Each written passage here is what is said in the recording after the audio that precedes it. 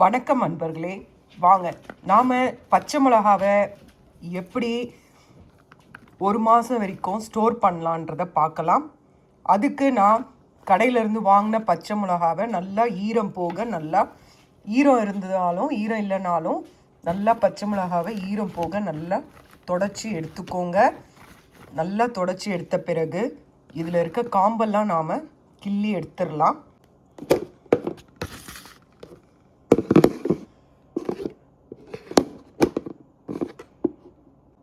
இது போல் ஒரு பாக்ஸ் எடுத்துக்கோங்க, மூடி போட்ட பாக்ஸ் எடுத்துக்கோங்க.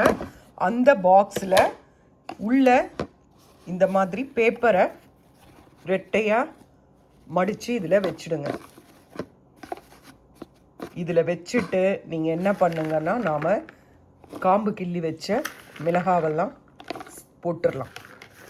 இந்த மாதிரி நீங்கள் வச்சிங்கன்னா மிளகாய் கண்டிப்பாக ஒரு மாதம் வரைக்கும் கெட்டு போகாது, ஈரம் இருக்கக்கூடாது. அதுக்கு பிறகு பார்த்தீங்கன்னா அதே மாதிரி இன்னொரு பேப்பர் எடுத்து இந்த மாதிரி ரெட்டையாக ஃபோல்ட் பண்ணி இதில் இப்படி வச்சிங்கன்னா மூடிடுங்க. மிளகால ஈரம் வந்து ஃப்ரிட்ஜில் நம்ம வைக்கும்போது இருந்தாலும் இது உறிஞ்சிடும். இதை நல்லா க்ளோஸ் பண்ணி வச்சுட்டு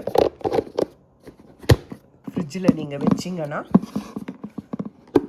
குறைஞ்சது நம்ம ஒரு மாதம் வரைக்கும் இதை உபயோகப்படுத்தலாம்.